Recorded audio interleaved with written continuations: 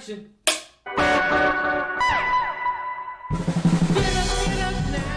What's going on, Alamo City Movie Talk fans? I'm Ryan D, aka Ryan 680. This is Lex, back at it again here with Ryan, getting things. Yeah, what's going on, man? How you doing over there, brother? I'm doing good, man. Happy to be back again after our little, we both individually had things to take care of and things like that. So, Yeah. to be back. I'm excited for the holiday season, man. And Yes. with the holiday season, usually it's a little bit of magic here and there, and a lot of the things.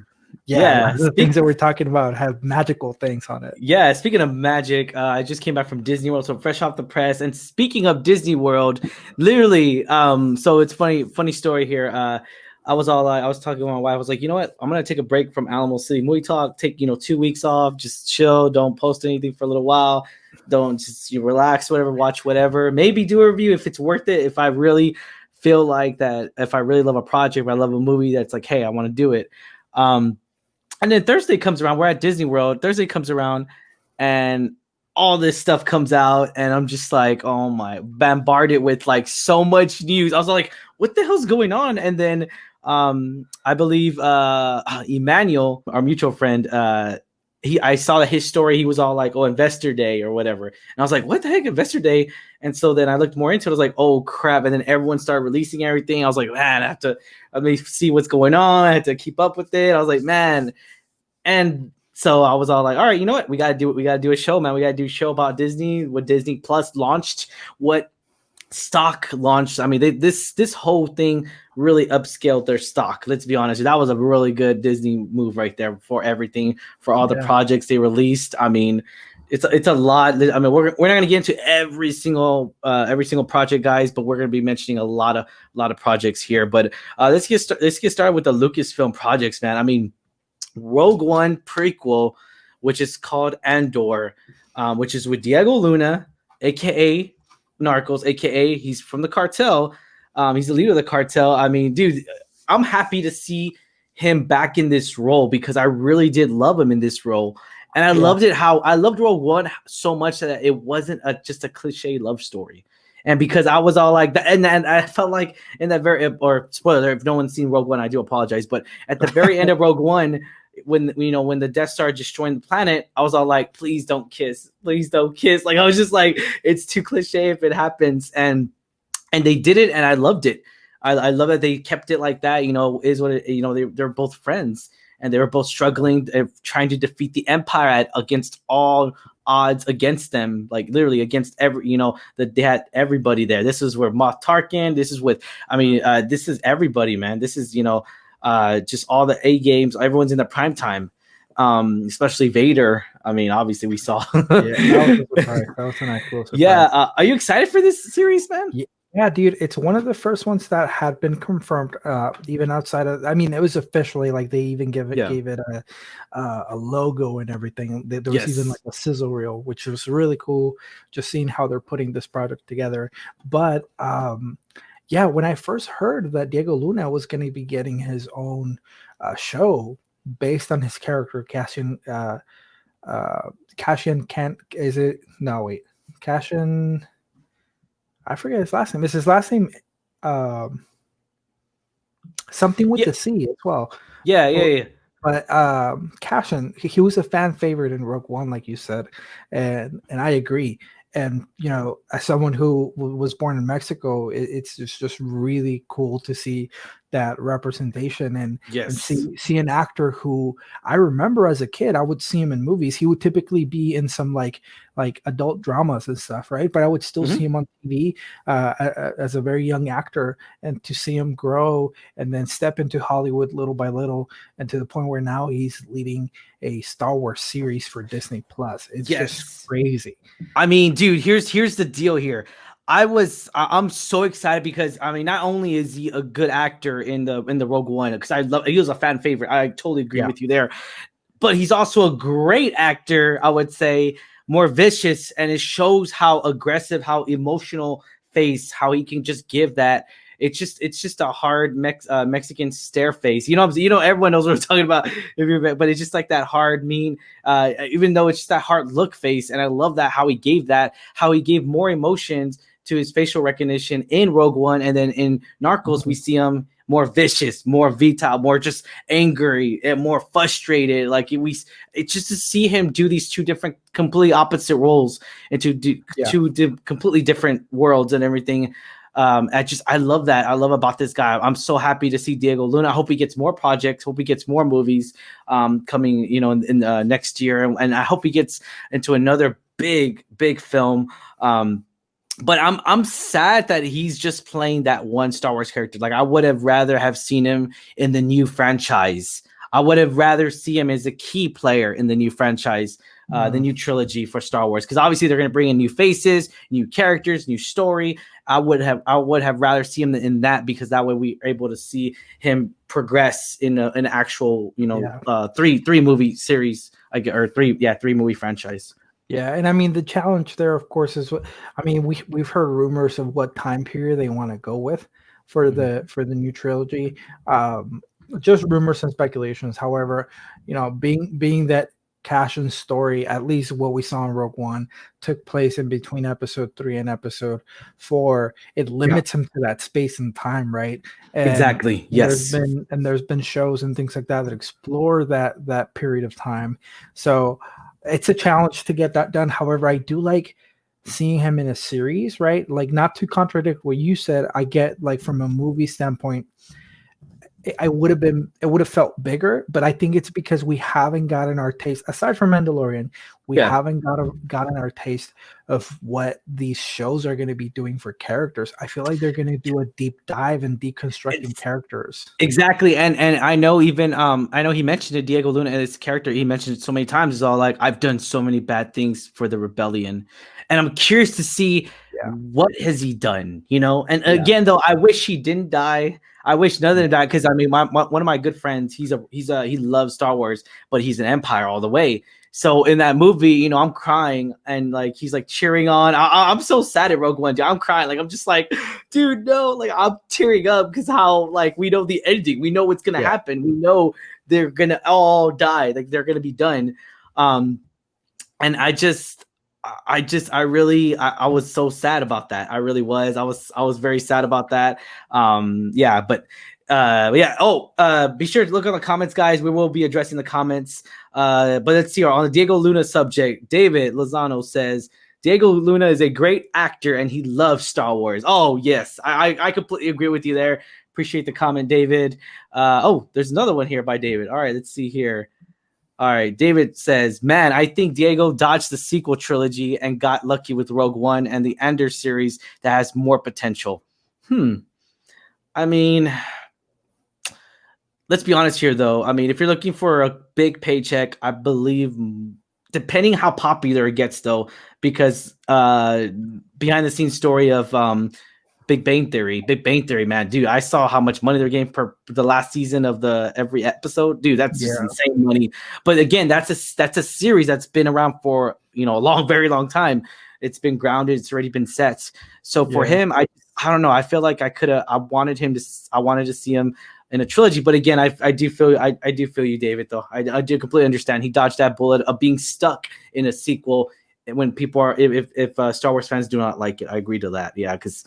Yeah, if you piss off Star Wars fans, like Last Jedi and Rise of Skywalker, But, I think just the fact, I think he's very lucky, because the Star Wars universe is clearly under different management, and it's clearly heading in a different direction. And I think if they do anything like they've done with Mandalorian, they're gonna get some top. I mean, they've already got the team together, but what I'm saying is, like, they're getting top level talent, and not that the movies didn't do that, but what I'm saying is, it seems like they're putting as much, if not more, energy into this new slate of Star Wars projects, as opposed to perhaps like what was allocated for the movies. Yeah.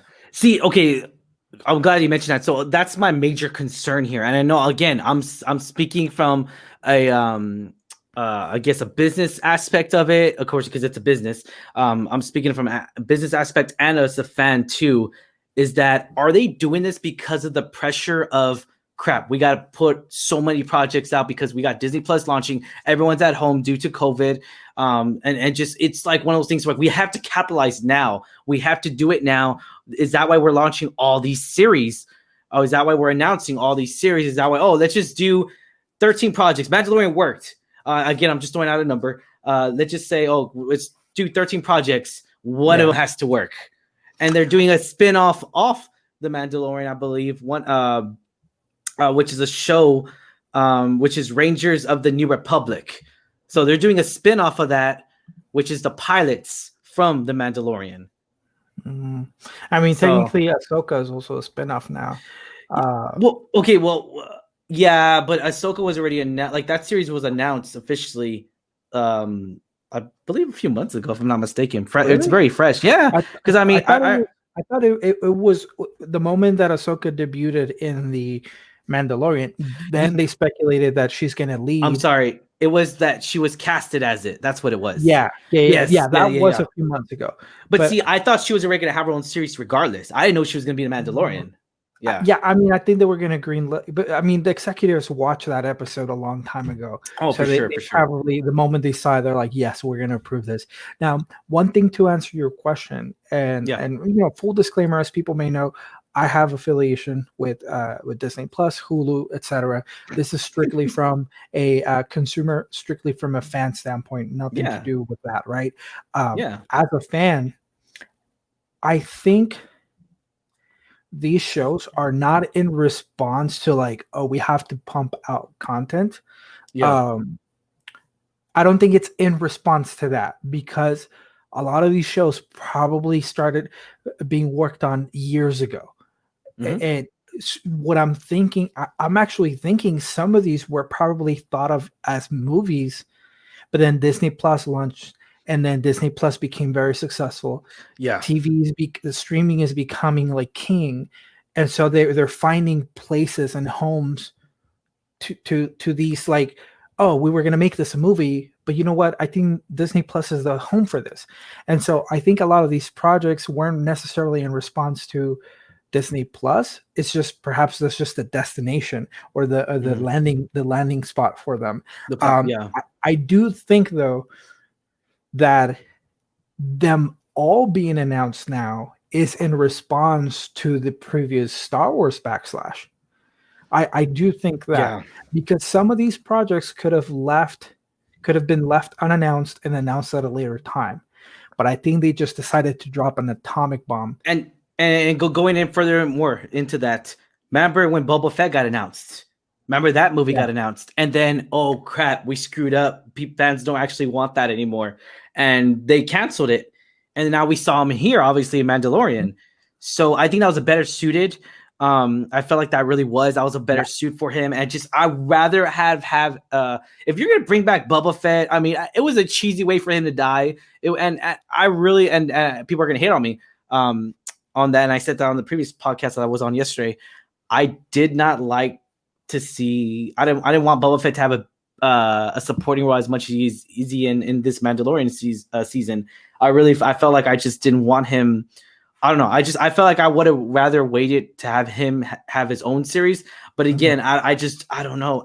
Was it wise to bring him back? Was it? I mean, all those run in my mind all over again. You know? Yeah. Well, I'm hearing that he might find a home in the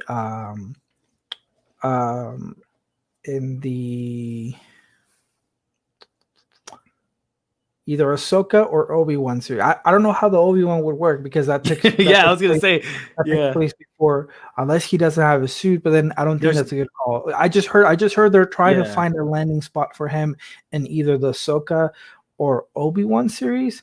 Once again, I don't know how the Obi-Wan would work out. Yeah, but I think they're trying to shuffle it. I just think perhaps, like you said, at first they thought of the movie, didn't work out. There was either feedback, or they just decided, you know what, no, but now with the Mandalorian, like, can you have two Mandalorian related shows, right? And that's the thing. They're trying to milk it. They're trying to milk it as much as we can. Let's do a spin-off of this. Let's do a spin-off of this. And I'm just like, I don't want that. And the reason why I felt like everyone loved Mandalorian is because it was a very original show. Yeah. It was very original. We don't know what the freak he's going to get into. We don't know what the hell he's getting into. We don't even know if he's going to survive. I mean, obviously we know he's going to survive, right? I mean, yeah. But again, it's just we don't know what adventures he's going to lead himself into. Is the supporting characters are going to die? Are they going to die? Like who's it comes to the knowledge of we don't know what the hell he's getting into. We really don't, and that's why I feel like everyone loved it. Love the Mandalorian, and it's a great show. I mean, I love the show, but it's just hard because you can't. I don't want them to milk it to where like, oh crap, like really, like it's just like I don't want to get to that point, and I haven't got to that point. But yeah, let's go ahead and deep dive. So Obi-Wan, since you mentioned Obi-Wan, the Kenobi series. So the Kenobi series was originally supposed to be a movie. Then they changed it to a series. But yeah, yeah. Oh, look, hang on one second. Hang on, I'm sorry. Oh, David Lozano says, let's see here. Says today is the 3-year anniversary of The Last Jedi. Did you guys like love or hate The Last Jedi? Lex, I'll let you. I mean, you're gonna know my answer to this one, so I'll let you. Or do you want me to talk, or let you gather your thoughts? I can just say real quick. So, okay, when I first saw The Last Jedi, I dislike things at the end. I don't think I disliked it at the level of most people. I gotta admit, I think some people disliked it to the point where I can't understand how they dislike it that much. Yeah. But I think the more time passes, the more I dislike it. Just because, at least at first glance, right? There could have been other behind the scene things that we don't know about, and we'll never find out. But I get more upset at the movie because of the impact that it had on the rest of it, on how it wrapped up, on how allegedly I feel like it made it difficult for J.J. Abrams to even find a place for the story to end. I once again, I don't understand like the outraging amount of hate, but the more time passes, the more I'm like, it stings. It stings because I feel like it's probably not the only reason, but I feel like I can attribute that movie to why things didn't pan out the way they were supposed to pan out. But we'll never know. We'll never. Maybe it was gonna go. Maybe J.J. Abrams would have still ended it the same way, which some people didn't like. Most people didn't like, but I don't know. Yeah, I don't blame Rian Johnson. I do not blame him whatsoever because we saw Knives Out. We saw how a good director he can be when it comes to original story and how well he could put that very well together of multiple characters and make them have us care for these multiple characters within an hour or 2-hour movie. And it's well written, well done. Knives Out. Yeah. So David, okay. I'll say this with the trilogy, the Disney trilogy. I always say this every time it's brought up, any mention or anything like that. So Force Awakens, I really did enjoy that movie. I did. I'm gonna say I know some people didn't, and some people can't call it. It's a New Hope or whatever, Mimic or whatever. I really did enjoy that movie. We saw something different. We saw a stormtrooper question his logic, question, am I even doing the right thing? Something very original. So I'll say Force Awakens. Potential. I'll say that. Last Jedi killed that potential. Rise of Skywalker annihilated by like a billion, just destroyed every hope I had of the Disney Star Wars trilogy. But again though, this is coming from a very hardcore diehard fan that I love. I mean, I'm a real nerd into it, the books, everything. So it just comes down to where how much knowledge of Star Wars do we all have, and that's the thing too. It's just people love it to an extent to where like, hey, I'm gonna know everything about this bad boy. I'm gonna know everything. And then there's the average moviegoers, which is fine, totally awesome, that they just, it was okay. And then that's the thing too. I ask people who are average moviegoers who are not as nerdy as I am. They're just like, thought it was okay. Thought it was good. That's awesome. If you enjoyed the movie, own it, guys. I don't discourage anyone that loves a movie. Prove it to me. Tell me why, right, Lex? Like, hey, I have no problems. But just my personal opinion, guys, I did not like Last Jedi. I think the major thing that really ticked me off that I pretty much yelled at the theater. I was at the Draft House. I yelled, was the scene where, I mean, if I'm sorry if you had never seen Last Jedi, I apologize on that, spoilers. But it's the scene where Leia pushes, where Kylo Ren pretty much shoots up the whole bridge where Leia's at, and Leia just uses the Force to, like, that pissed me off so many ways, more than one. And I was just like, where in the hell is this logic coming from? When can has anyone been able in any, I mean, in anything, has anyone been able to not withstand or to withstand the space of not exploding or freezing? And then when she does freeze or whatever, it just doesn't make any sense to me again. And then she uses the Force to push her all the way in. I don't want to talk about it. It's gonna get me ticked off, but I did not like that scene whatsoever. And that really killed it for me. And also just forcing us to like Rose, again, I'm not going to go up to the offense because I know my wife did tell me this, that people went on the offense of just attacking her.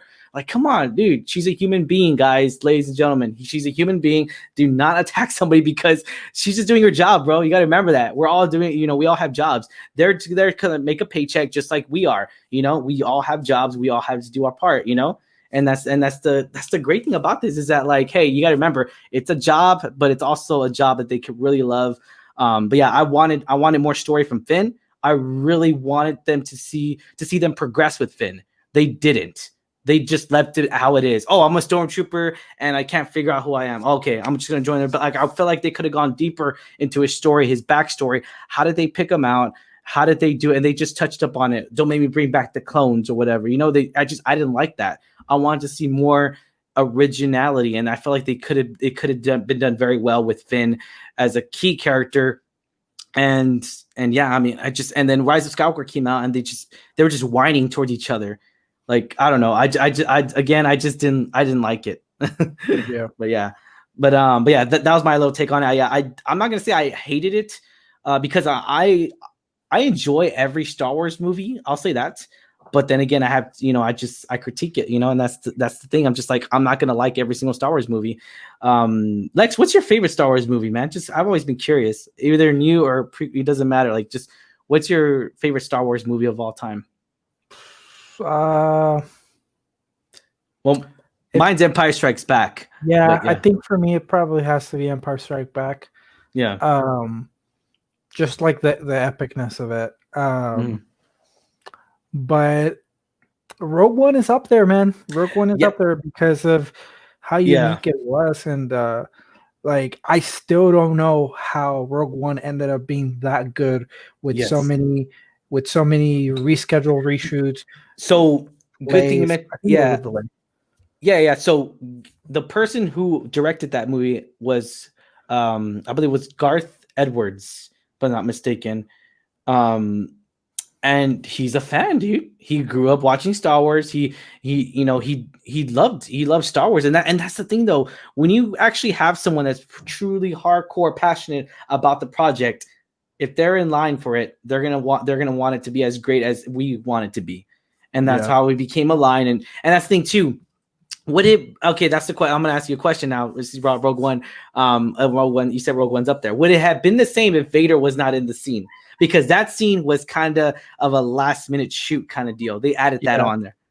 It was a surprise. I think Rogue One still would have worked. Yeah. Without it, but the fact that it was there, it was just like a nice treat to the fans. Like seeing Vader with modern like moves, right? Like because it's Prime trilogy. Yeah, it's still epic. But it was, still movements like me personally, people might hate it because they grew up on it. But like the fight with Vader and Obi-Wan in New Hope, I don't like it. It was bland. Yeah. I like the dialogue. I mean, it's barely even a fight. I mean, it's just like, even coming from the prequels, as much as people might love or hate the prequels, as much as the combat in the prequels was choreographed, Yeah. it's still like, how do Jedis go from that to then moving just super like stiff and things like Yeah. that? But I know like one was shot after the other and things like that. So it's There you and go. and like I'm glad that the new trilogy didn't go with the choreography, but then it went Yeah. back to like I couldn't explain how Jedis went from And having that movement yes. to then just kind of like super slow slanted force. Yes. Like, And I love Rogue One because we saw something very different. We saw stormtroopers in looks like an island, a paradise island, very different than we saw Death Troopers, which is a very explained. If you have not read Star Wars Catalyst, oh my God, I love that book. That book shows us literally minutes from when Rogue One starts. So it shows the behind the scenes. It just, I love it because it shows all how the Empire started. It shows them it shows the actual people who were in the Clone Wars, who were in charge of the clones until becoming into the Empire, how they made the first Death Star, how they constructed it, how everything was done, how they made space clones to freaking make a Death Star. Like, it's just all these little hidden gems, all these little hidden facts in there. And I love that about it. And it just, again, but that's the books. But yeah, with Jin and everything, I loved it. I love Rogue One is a really good film, really good Star Wars pick, I would say. But yeah, all right, so let's get right to okay. David Lazani's commenting a lot. Let me see here. I don't think it was as much pressure the way you are implying, but circumstances, plus timing, plus luck is on Disney's side. I mean, I just, again, it's just it's the pressure of just, I mean, I felt like there is pressure when you make a Star Wars movie nowadays. There is pressure towards, I mean, I don't know. I could be totally wrong, but again, it's Disney for one, and everyone knows Star Wars. That's, everybody knows. The whole entire world knows about Star Wars. They're like, oh, Star Wars, what is that? Whether they talk bad or good, they know what it is. And that's why I feel like it's a lot of pressure to make a great movie, to make a good, decent film. And that's why I felt like Catherine Kennedy kind of let me down too, on Rise of Skywalker, because it's just like, it was a very, very what the hell kind of story. But I don't know. I'm still gonna give her a chance. I know she's still in charge there. I'm still gonna give her a shot again to give us a new trilogy. But I mean, dude, like, you need to step it up. You need to step it up, man, because it didn't really help out. It didn't make as much money as they projected, money wise. It didn't do as good. And I mean, other stuff that they announced, just to cover the other content. It's like something I'm very particularly excited about is, of course, the Ahsoka show.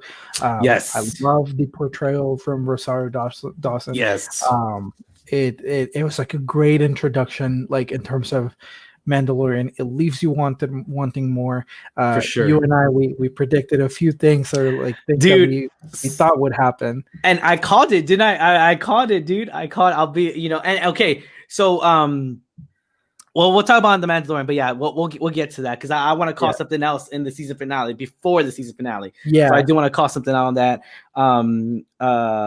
But yeah, like for me, like Ahsoka, I'm really looking forward to. Mm-hmm. I'm really looking forward to the Bad Batch. Okay. So did you like the last season of Clone Wars? Well, I was about to say, so okay, I still haven't caught up to Clone Wars or Rebels. Well, I know. Like, okay, well, Bad Batch. Sure, no, you get. So Bad Batch is from Clone Wars, the last season. I didn't like the last season of Clone Wars. I mean, as much as I thought I would. I had high expectations of it because where it got left off at. Again, though, these are the expectations that they set us. They set us those times. I know it's just like, oh, it's just an animation, just a cartoon. I get that. But it's like, bro, you when you go from just making really good, I mean, granted, a lot of people are just like, oh, I have to get through the series. You can really just Google the very key episodes to watch, and you're fine. I think you should be fine. Again, they do go off a bit because they're just trying to. I mean, it was a Cartoon Network at the time, so they were just trying to progress the show, keep going, more seasons, and that's what I felt like they wanted. But yeah, I mean, it's not a bad show. Again, it's a lot of episodes, though. That's the only thing. But they're real quick. But yeah, the last season of Clone Wars felt I don't know. I felt like something was missing. It didn't feel like Clone Wars. It just felt like a new season of another show that was similar to the Gotcha. animation in Clone Wars. It just didn't carry that that charisma, the chemistry. But yeah, I mean, for someone who hasn't, once again, I'm not caught up, right? So yeah. I'm ignorant to an extent.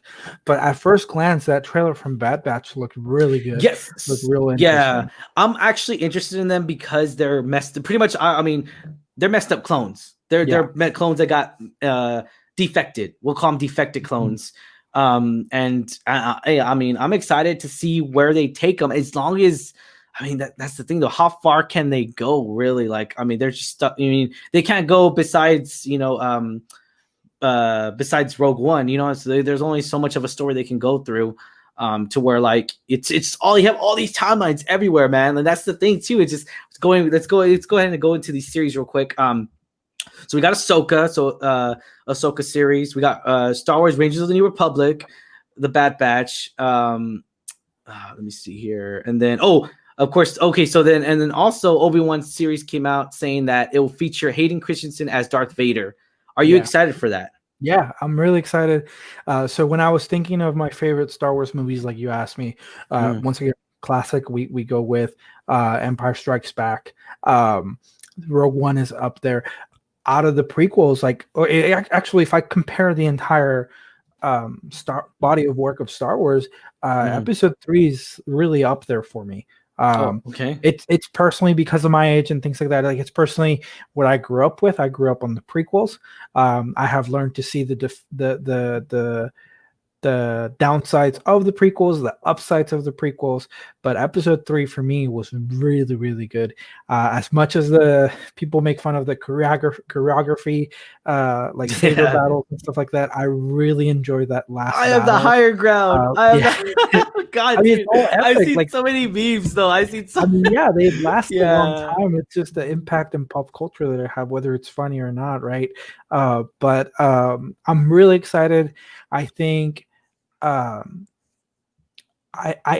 think like the fact that it's Ewan McGregor as Obi-Wan, it makes it work. They have history. We grew up seeing these two have a relationship, right? So the fact that Ewan is coming back, I think it's only right for Hayden to come back. It's interesting, of course, because like if they're gonna do him as Vader, right? It's Vader in a suit, right? So how much of Hayden do we see? There may be flashbacks though. There may be flashbacks where Hayden is there in person. But I mean on the Revenge of the Sith movie, I believe Hayden wore the suit. So I mean I'm not opposed to, even if he wants to come back just as that. I'm totally on the fence on it. I'm excited to see, just to see in general, just to see what's, what story they're going to tell. Yeah, exactly. What are they going to fold here? What they do. Yeah. Yeah. And that's the thing. I'm just like, okay, Kenobi series. That's great. I was on board for it. Why is is Vader in here? Why are you going to put a big name like Vader? Vader's he's the face. He's been on the face of posters as for Empire Strikes Back. He was on, he's a very iconic face, very iconic person. Why would you put a TV show about Obi-Wan, who's obviously the show about that one character, and then put another major, almost, I would say probably bigger than Obi-Wan, iconic character that everyone knows when they see that mask? Why would you do that? That's the only thing I'm upset about. It's like, why would you put another major character in here? And if that does happen, how extent can they really go into it? Because I mean, they really have to face off in A New Hope. So obviously they're not going to die. No one's going to die. So we know the outcome. It just goes down to it. Like, how much story can they really put into here? How much, to where, like, I mean, they can't really do as, I don't know. I'm probably reading it, overthinking it.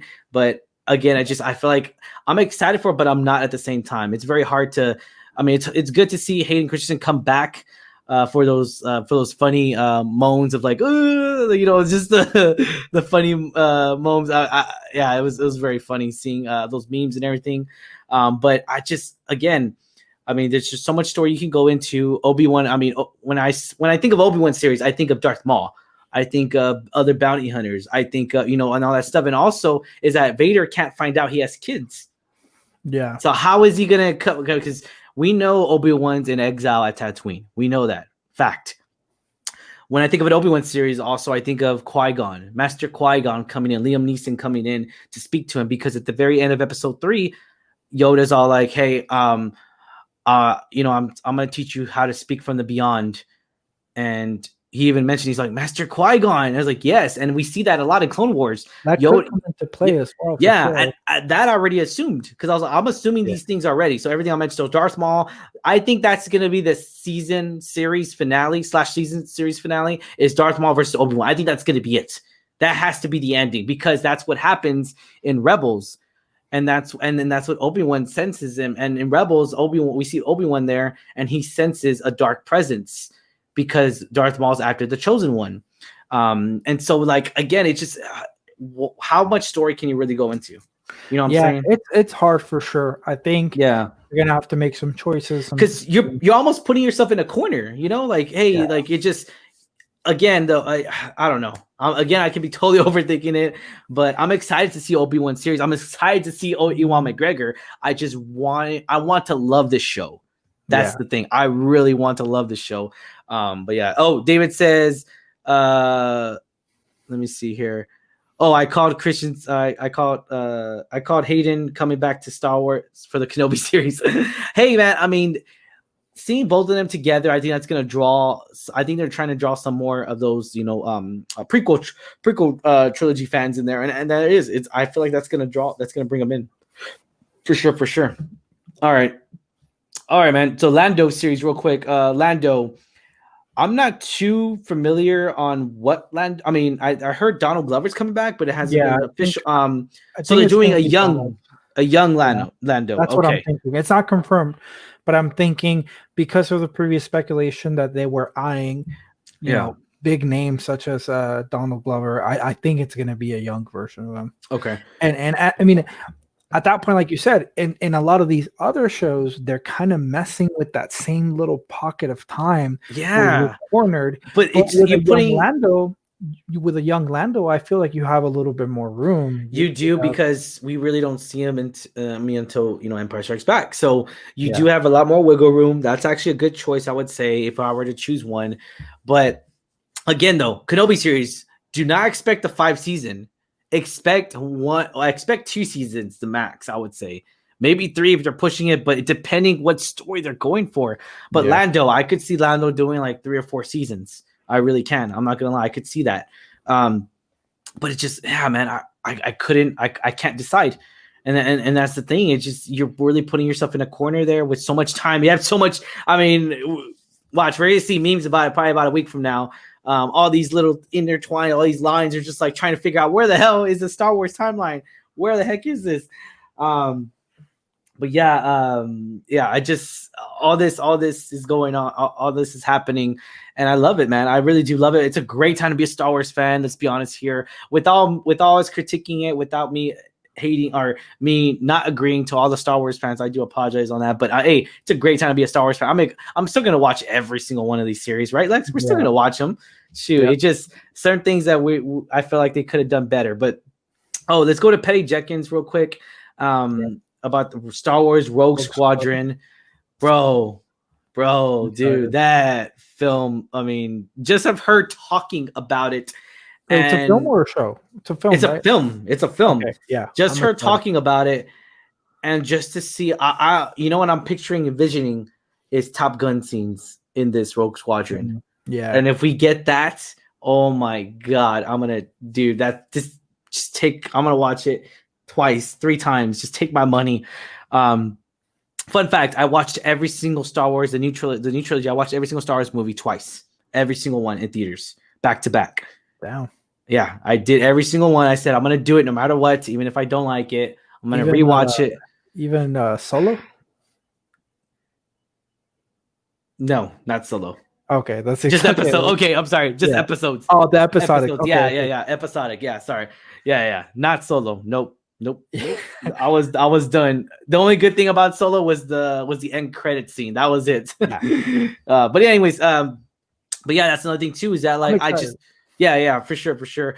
that Rogue Squadron, dude. Oh my god, of her just talking about her passion already into it. How she was so close to her father. How her father was a pilot and everything. That shows so much grounded, emotions we're going to see in this, and she's really going to capture those emotions of those squadrons. I really hope to see. Of course, I know we're going to see it because it's an action movie. I really hope to see, them going down with the X-Wings, them struggling, just trying to fight off. But again, I don't know what the timeline is. Do we get, No, I didn't capture. Right? I mean, people thinking of Rogue, right, that you may think of like the same period of Rogue One, but that's not necessarily true. No, all it says is a new generation of heroic pilots. So it could be, I guess after the new trilogy. Rogue One. Well, I would say after, or no? Oh, after the new trilogy? Yeah. Maybe. Yeah, I don't know. They didn't have. I mean, they talked about the Rogue Squadron, and I mean, Rogue One presented the idea of who the Rogues are, right? Yeah. So maybe that does carry over many generations ahead. But I'm just excited. Like I don't know. Like you said, if they do a movie, if they do a movie on the Rogue One, though, dude, again, you're limited. But again, it's just one movie, but still, you're still limited, man. That's the only thing. That's the only thing. I don't know, but I mean, I trust it, like in her hands specifically, right? For sure. Not only because of what she did with Wonder Woman, but like you said, the history that she has with her father being a pilot. It's a different breed of people, right? That are born into a military family. Like you understand the duty, the risk and the level of duty, right? Exactly. Even as a daughter looking up at her father. Exactly. And she said it. I mean, this could be marketing stuff, but I genuinely believed in what she said, which is, I've been wanting to make a movie about pilots in general, for a long time. I've been searching for. I've talked to multiple studios, and I never found the right one. And so that to me like tells me that she has something in her mind, something that transcends the Star Wars universe, some emotions and feelings that are human. And so I'm excited to see that being applied into the story. Yeah, for sure. And just with the Star Wars lore in it, right? She can do a lot of creative stuff. For sure, man. I can't wait to see what's in store for this. Let's go we'll mention just one or two more of the investor. I would want us to mention the Star Wars Visions, like the collection of shorts that they're gonna do. Man. Okay, yeah. So let's go ahead and touch up on that. What are you on board for that, or are you? I like it because like we've talked about, right? They dropped a lot of stuff on us. Yeah, they did. And when you do that, people automatically start looking at, okay, how does it compare to Mandalorian? How does it compare to the movies, right? I mean, even throughout this conversation, you and I, we've thought about it, we've speculated. But what better way to create a diverse portfolio than to come up with content? I was gonna say original, but like the concepts of Disney and shorts, it goes way back, right? In terms of animation and Pixar, right? So to add the to keep that magic, but add that property into that mix, I like it. It diversifies their portfolio while still remaining like Disney. Like you automatically know that it's Disney. I think we can like it'll be like probably kid-friendly content and stuff like that, but like the shorts always get me. So like I'm really looking forward to the either cute or like creative things that they can do with a short into the Star Wars universe. I don't know. I have no idea. I mean, I'm stuck, man. Do we really need this? I mean, again, it could be a totally winner. It could be a freaking amazing series. Yeah. But right now, I'm going to say no. I don't think we need. I also don't know what to expect. It's one of those things that got announced, but we don't have a trailer. We don't have like a concept. So until I see it. Yeah, until I see a description exactly what's gonna talk about officially, like official from Disney, or from you, that's when I'm gonna be okay. Now I'm open for it, or now I'm against it. For sure. I need to like. I gotta say, like, just I'm sold on it. I'll check it out. Yeah. Right, but for sure, I think a trailer it's what ultimately seals the deal for a lot of people. So For I sure. understand people having speculation about it, right? Some people may want just Star Wars to stick with Star Wars stuff. I just think Yeah. from once again, I mean, there's no stopping the Disney train, right? So like, Yeah. if this is a way that we can get at least This is fresh the way. takes and not just like live action adaptations, live action adaptations, Yeah. live action adaptations, I'm okay with it. I'm okay with getting a little bit of Hmm. a difference or a different story there, as long as they just like the shorts. I would feel like just make it free, like a free for all. Like I wouldn't want a short to matter whether it's canon or not, right? Like I wouldn't want to put that much thought Yeah. into Oh a yeah. short. It's So, not that. Yeah. It's just a simple, real so if quick it's short just story. simple things that are relevant to the Star Wars world, I'm Yeah. happy with that. I'm kind of excited, but kind of not really. I'm still on the fence again. I don't know what the descript. I mean, a droid story. Mhm. What the hell? Like I mean, if I'm not Yeah, mistaken, a lot of the droids get erased, their memories get erased. A lot, especially the memory logs where they've been to, where they traveled to. We've seen that so many times in movies. Um, like what the hell is going on? Like it just I'm on the fence on that show too, man. I'm just a lot of these shows I'm just like on the fence on. I really have no clue if it's a good idea or bad. I'm still gonna watch it again, but until we see a full description, disclosure of what exactly it's about. Obviously, it yeah. says about droids, but what I mean, Here's what I found. I mean, it's animated for sure, yeah, oh yeah, for and sure. it says that it's a story of a droid, obviously, but a droid that's being guided by R2D2 and C3PO, it seems. Okay. Because I was not a fan of Rise of Skywalker whenever they introduced us to a new droid. That was a kind of the way they introduced us to that little green droid, that little Oh green yeah, yeah, that was kind of a bit of annoying. But I don't know, man. I'm still. I mean, yeah. Oh, David Lozano said, yeah, a droid story is one of my is the one I am least excited about. Yeah, for sure, for sure. Let me see here. Oh, De Lozano says, send me send me an invite to join the podcast. San Antonio plus the game could be great. appreciate man, throwing yourself out there. You know, you never know, man. We're always looking for guests here at Alamo City. But yeah, we'll definitely keep you in mind, brother. Let me see here. R2 and 3PO. Oh yeah, guiding us. Okay, yeah. I mean, it's or crazy. maybe It's crazy how the droids have survived the Clone Wars. They survived every single like war, and they're still. I mean, that's crazy how they're still around. Don't you think don't you think they'll short circuit any time though? yeah. Well, you know what? Actually, I don't think it's a droid being guided by them. I think they're gonna I think it might just be an animated version of C3PO and R2D2 kind of just filling in to the lore of Star Wars or guiding us to Oh, their okay. point of view or something. I don't know. It's a lot of speculation. And that's the thing too. We got to remember they're marketing towards kids mainly. Yeah. They really are, and that's what Disney does. That's what Disney World does. That's why it's kind of hard. I'm all like, I go to Disney World, I'm just like, man, what's really for me here? Like a lot of stuff's either for women and their appeals for women and kids, mainly a lot more towards kids, really. But yeah, I just again, yeah. I mean, I'm on the fence. We'll see what happens. I can't wait for a trailer to come out. I am excited that it's a new Star Wars something coming out, which I really am. Movie options. For sure, for sure. All right. So since we've pretty much been doing this for almost an hour, let's go ahead and launch straight into the Mandalorian. We're not going to mention any MCU stuff. Yeah, it says, "Oh shoot, Catherine Kennedy is over your left shoulder." Yeah, I know. I know. Yeah, she's right here in the middle. Oh, sorry, right here.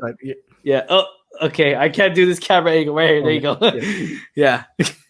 Your right is my left, and yeah. Yeah. She's right here. She's right here. I put a little background picture, but all right, man. So let's go ahead. Let's go ahead and talk about the Mandalorian episode, Lex. Yep. Let's get right into it, man. Chapter 15, The Believer, man. Let's get right into this series, man. So last episode, I know we didn't do a review on it. And I'll be honest here, though. I mean, kind of a lot, maybe not really. I mean, some stuff did happen in the last episode. But again, I loved seeing. I'm gonna mention real quick a few things. I love seeing Boba Fett's ship. I'm not gonna lie. Yeah, I loved seeing that damn ship, dude. And I'm not gonna lie either. I loved seeing that bomb just go boom. yeah, like, dude. What's the second episode 2 called? Attack of the Clones. Attack of the Clones. Yes, yes. Yeah, I think that's when that little bomb was first seen. And yeah, the ship. And you know what? Like, I don't remember if any of the other movies touched up on it, but on the ship, I was trying to think it during the episode, like, how do they sit if the ship is like facing upwards and then it stands up, like what happens? And then they showed the insides of it and they showed like the mechanics of it, like turning. I was like, that is cool. Like the moment I thought of that question, they kind of show me, but I don't know, like I could have missed it on a previous movie or even in Attack of the Clones with Jango Fett. Showed it, but it was really neat just seeing the mechanics of it. But also, like, I was really excited that they brought my man, I know last time I butchered his name, but they brought my man Bill Burr into the episode. Yes. Okay, so I actually so good thing you mentioned that. So you liked him in that episode? Yeah, no, I liked him in the original that he came out with, but now they flushed them out and they gave him a nice little arc, in my opinion. I really liked where they took his character and the implications that he had for this particular episode. Okay. I was on the fence, man. Really? Yeah, I'm not gonna lie. I know he's a comedian and everything, and I don't know, man. I liked him in it though. I'm not gonna lie. I really did like him in it. I liked it because we're gonna see them intertwine with their, with season 1 characters. We're gonna see him intertwine with just past characters in general. But I feel like he's gonna come back and help them too. I really do. I feel like he's gonna come back this season or later. I didn't know it was next episode when I talked about, but I did say he's gonna come back this season. Okay. I just Bill Burr. I don't know, man. I felt like I don't know. I'm on the fence on. I'm still trying to decipher. Bill Burr. David Lozano says Bill Burr has chops. I love Bill Burr's performance. And see, I know a few critics that did not like how he came in. How they said it was a waste of an episode. But really? I was all like, what? How's it a waste episode? I mean, they went to go find. There's a reason why. They needed someone, but we did learn a fun fact in this episode, guys. We learned a fun fact, and that is that the Mandalorian used to work for the Empire. That we remember when he scanned his face. You mean Fett or no? Remember, Mando. Remember when he takes off his helmet and like he's actually getting scanned because it's an Empire computer and it gets passed through. Remember, he tries to get it scanned with his helmet on, and it didn't work. And then he took off his helmet, and then it worked. And I was all like, I thought it just worked because he's not on record. I thought it was because he was Empire, because that's why they brought the other guy. That's why they brought Bill Burr's character, because he worked for the Empire. Yeah, that's why I thought. Yeah. Okay, I could be confused. I just thought that they look at a log of like whether you're on record or not if you like. I don't know. Okay. I would have to probably rewatch it. My idea leaving that scene was just that it cleared him because he's not on any. He doesn't have any red flags. That's right. Yes. Oh, I remember that. Yes. Because I remember she was like, "Oh, I'm the New Republic. I'm wanted for whatever." Yeah. Even and then he tried to get Boba Fett in there, and he was like, "Oh, let's just say me and the Empire don't see eye to eye." Well, he said they might recognize this, so that's why I thought you meant Fett. Oh, okay. They might recognize. You know what? I think you're right. I think you're right now. And I'm rethinking the episode. I think you're right. Check. It's just once again, I think the system cleared him because there's no record of him. Of him. Like, okay, he's clear. He doesn't exist. Yeah, it's like he's a space ghost. He's a force ghost all along. Yeah. But it was interesting that they dropped that as far as like they kind of dropped it as a joke, but like when Fett said they might recognize my face, I mean, he did work with the Empire before in the original trilogy, but I wonder if when he was off his helmet, if he still did some work with them. That would be interesting. You know what? That's a good. Yeah. Well, again, though, they're gonna recognize the helmet. That's the thing. Oh yeah, well that too, yeah. Yeah, exactly. Yeah. But I mean, it was a nice little. I know we're probably gonna get at least one scene every season with him with the helmet off, but it was nice. This time it meant a little bit more because people saw his face, right? Before it was just the droid from season 1. And now he actually took it off, which shows you his motivation, like how much he cares for Baby Yoda. What is he gonna go through? What is he gonna put himself through? Yeah. What is he really gonna do against all odds? He's gonna put his own life on the line to save the child, or Grogu.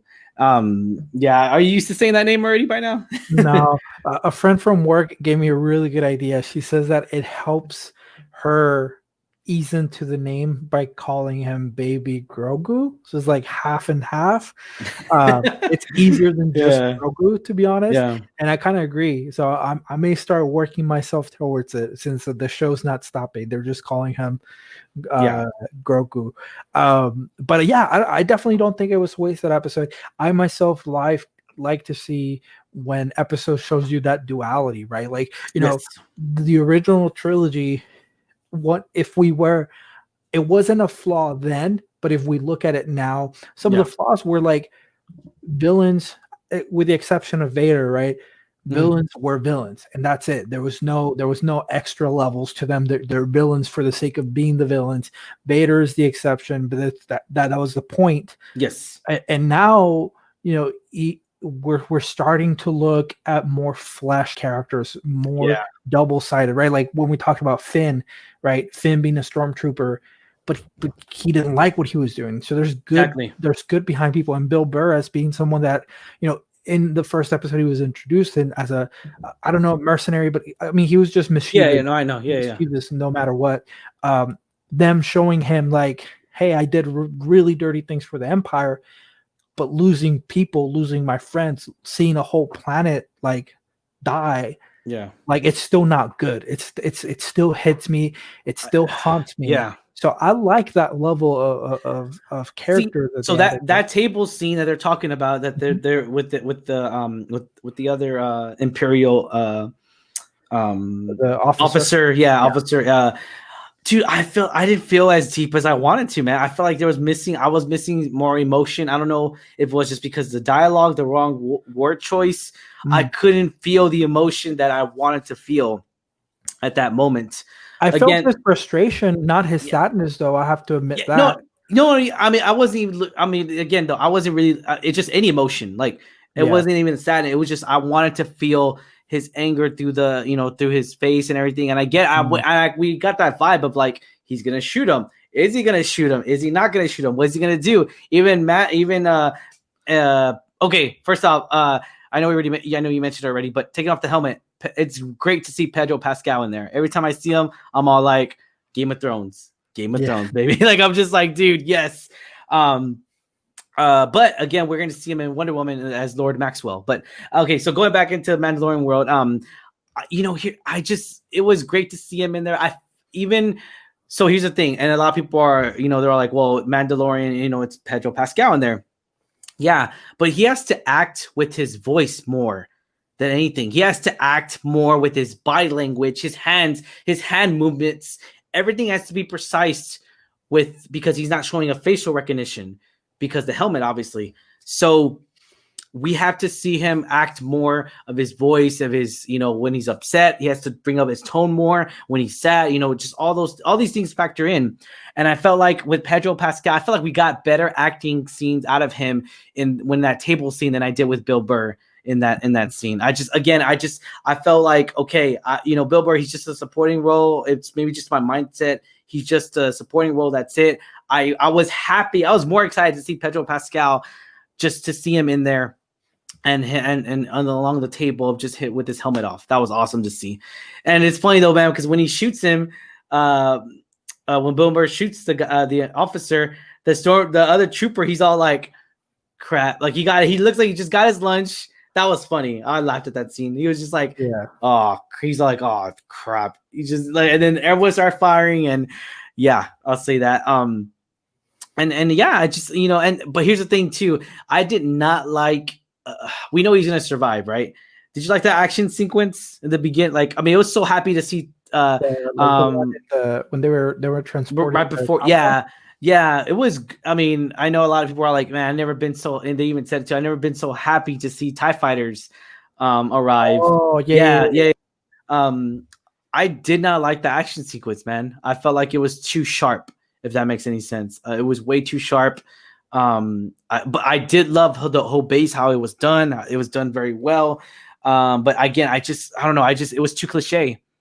It was too cliche that how he got the bomb, how the bomb got thrown, the pirates threw the bomb and it was on there. Then Pedro Pascal and the Mando just picked it up and then he just threw it. Like it was at the instant moment where like, boom, it exploded. Like, I don't know. I wanted to see it explode in his hands or something different. I don't know. I don't know. it just felt too cliche. Like it was just like, oh great. Oh, let me see. Pretty predictable, you know? Yeah, I get you. Yeah. I liked it. I think it was I mean, there's elements of predictability, and I mean, I don't think they're gonna blow up his hand and stuff like that. But I did like that he wasn't wearing his armor, and he got that was different. He got hurt more than he's had, and he recognized that whenever he was fighting off the pirates at first, he was like, "Oh crap, I don't have my stuff." I like that part. I like that level of struggle. Yes, it's easy, Mando. It's easy for him to get comfortable of getting shot at because nothing will happen. So I like that level of struggle there, that vulnerability, as well as the vulnerability of him just having to be outside of his outfit, comfort zone. Yeah, his comfort zone. Sure, man. Yeah, that was good. Awesome. Yeah, I was excited to see that. I mean, dude, the episode for me, what made it the best? I mean, what made this episode really stick out to you? I would say. I mean, for me, it was just seeing Pedro again, man, for that long. And Bill Burr even said, like, "Hey, you still no one has seen it. Like, he's gonna keep his secret." Yeah. I like, Bill Burr. I know we defer a little bit on this, but he was probably one of my favorite parts of the episode. I like again. I like the arc. I felt some things. I felt once again. I didn't feel the emotion because I couldn't pinpoint like what event he was referring to. Exactly. So thank you for mentioning that. So I wanted more of a backstory with him. Thank you for mentioning that. I wanted a little backstory. More. But I at least felt his anger and like through the little banter where he was like, "Oh, like you, like you don't care, right? Like you don't care that people died." And I like that part of it. I like the sacrifices that Mando had to do, even if it's something as little as taking off his helmet. Yeah, I think it's building up his motivation towards the season finale, and even just the last little clip when he sends a message to Gideon of like, "Hey, dude, I'm coming. Like that's my kid, and I'm coming." That's awesome. That. Yes, Moff Gideon. So here's what let's go ahead and predict the season finale. Let's go ahead and let's go to ratings real quick. So what are you gonna give the rating of this episode, man? Rating 1 out of 10, 10 being the highest. I'm gonna give this a solid. It's probably one of my lowest ratings, man. I'm gonna have to give this a solid 5. Damn. No. I'm gonna give it a 6. I'm gonna give it a 6. Okay. I'll give it a 6. Yeah, man. Again, though, this is my least favorite episode of the season. Okay. Well, I mean, it's been a good season, so yeah. And that's the thing too. When we go into the season finale, you have to upscale what you did last season. For sure. That's the thing, man, because people are going to compare it. Yeah, I'm not gonna. Do you compare season finales really for shows? I do, and I do and I don't. Like I do. Yeah, exactly. Yeah. I mean, the reason why I don't do it, like, unless it's subconscious, is because like I would hope that by the time I'm in the season finale of like the second season, I would hope that I have different feelings, different experiences, different emotions than what I did in the first season, right? So I would hope that I went, just like the characters, that I went through some change to where I'm not comparing it. But I do compare things like the excitement, the build-up, the story. So when we look at that last season, I would say the last 3 episodes really ramped up. Here we had multiple levels of that ramping up in a good way. And I do feel that for the second to last episode, it ramped down a little bit. Yes, I do have to admit. So exactly. So that's exactly what I was going to mention. I was like, last season, the last episode before the season finale was a build-up. Yeah, it was a build-up, and I love that. I love a build-up episode. Just little example. A lot of people don't like Half-Blood Prince because there's not that much action sequences until the end of the Harry Potter movie. But I'm like, bro, it's a build-up movie, dude. Yeah. Bro, it's setting it up. This is where we find everything, man. Find out everything what Baltimore has done, what he's really done, how many times he split his soul. Again, though, it felt it was down. And that's why I give it a down rating. At moments watching the episode, I forgot that this was the second to last. I didn't know that either until I found out yesterday. So I get why some people, as an individual episode, I would give it an 8. Okay, I like it. I like the stories. I like what they did with Bill Burr, not just making him like a one and done guest. I mean, and even if he had, I just feel like bringing him back for a purpose, for a reason, and then adding to his character was good. They could have left him where he was. Not physically, but even just story-wise, they could have left him at square one, but they didn't. They added to his character. They added to Mando's character. So I like that. I give it an 8. But I do admit, once again, for the second to last episode, it's the show was ramping up, and this was kind of like a pause. Like, hey, let's park right here. I didn't like that though. I mean, it's kind of. I think that's a bad choice to pause. Again, though, they could probably Jon Favreau and them could have been like, hey, this feels like a build-up. But I didn't feel that way. It makes me feel that the next episode, as a prediction, sort of, that little pause moment makes me feel that season finale is going to be great. I don't think they're going to rescue Grogu. I think we're going to be left with like a failed mission type of thing. So real quick, right before we go into David Lozano, thanks for sticking with us for this long, man. I appreciate it. Sticking us for the whole hour and 6 minutes, man. My rating is an 8.2. So he's with you, Lex, right there, man. Yeah, 8.2 is a little bit higher. Let me see here. Chapter 15 had a better credible element than the action. Yeah, okay. All right, I see that. Oh, and you love Half-Blood Prince. Same here, man. Yeah. So here's the thing. I'm struggling to figure out, or I'm struggling with myself. What are we going to see? We need to see something great here. Mm-hmm. There's 2 things that I have built that have came into mind. 2 things, ladies and gentlemen, moviegoers out there, TV Star Wars fans out there. 2 things are going to happen. I could be, and again, I'm saying it right now, recording. I could be totally wrong, and I'll admit it if I'm wrong. 1, Thrawn's going to come in. We're going to see Thrawn at the very end. Not even like just have like him clip in and that's it. We're done with season 2. That's 1. Mm-hmm. 2. Remember, Grogu was on that Jedi platform and he was focused in there for so long. I feel like we're gonna see either Ezra or Kanan come in. Okay. Again, those are really high expectations because it really is. Mm-hmm. And if they bring in Thrawn, I feel like I have the perfect casting. It will be Benedict Cumberbatch. Damn, interesting. I feel like that's because I don't know. Have you seen Rebels? I haven't, but I do know what Thrawn looks like. Yeah, like the way he talks in Rebels is very the way it sounds like with the Benedict Cumberbatch. So I mean, he has that calm. I mean, remember this is the guy that voiced Smaug in Hobbit. He voiced the dragon in Hobbit. Yeah, Smaug. I think so. Yeah, I'm close to it. But he voiced the Hobbit, the dragon. So I'm excited to see him what voice things can he do. Yeah, I mean, for me, just simple. I think they're gonna save Thrawn for Ahsoka's own thing.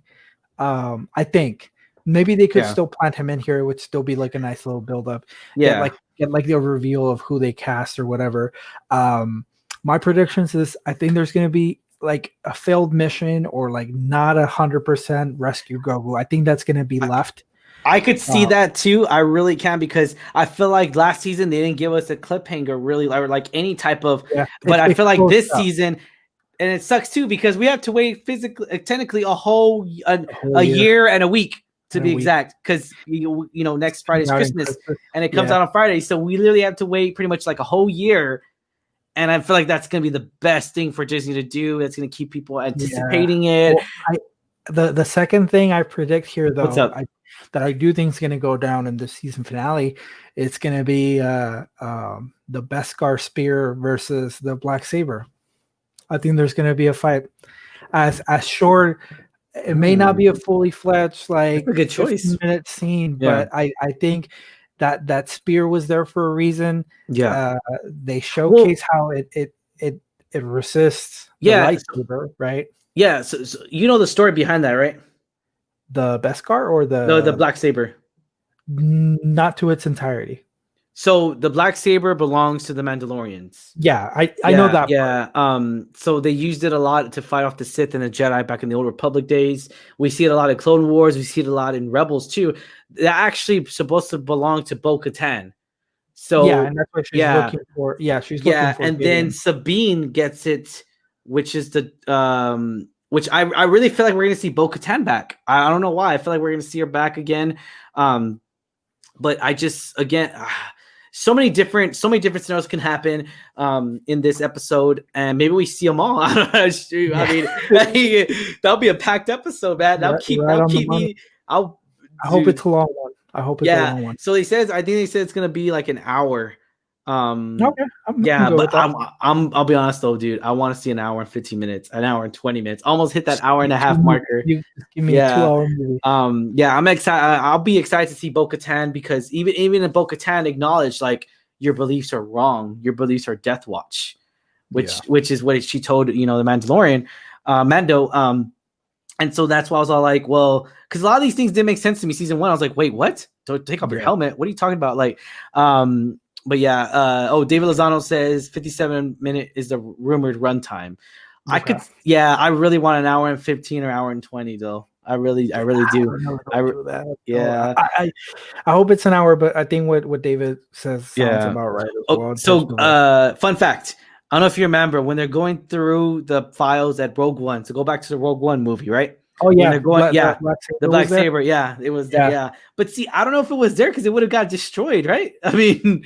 No, I just think it was maybe just the files then. Oh, okay. That's probably just like the. Oh yeah, because it was an archive file. Yeah. It was just data, but it was a nice little. I caught that too. Yeah. And once again, I haven't seen Rebels. I just knew about it. I knew about the black saber. You need to watch. Okay, watch Rebels. Don't watch Clone Wars. Don't watch Clone Wars. Okay. Watch Rebels. Rebels is 3 seasons or 4 seasons. It's real short. It's not that many seasons. It's a lot shorter than Clone Wars for sure.